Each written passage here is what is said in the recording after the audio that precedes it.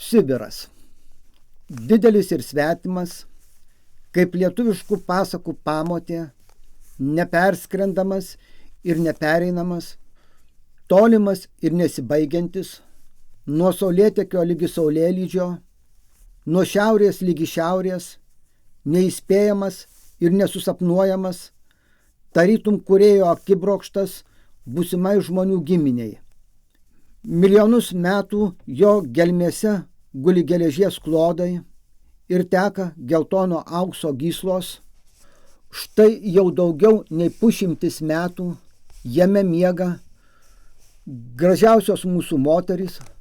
Štai kodėl jų niekada nesutikome, nors visą gyvenimą ieškojome.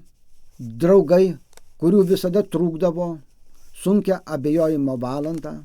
Vaistininkai ir gydytojai, galėję grąžinti akliesiems regėjimą, negirdintiems klausą.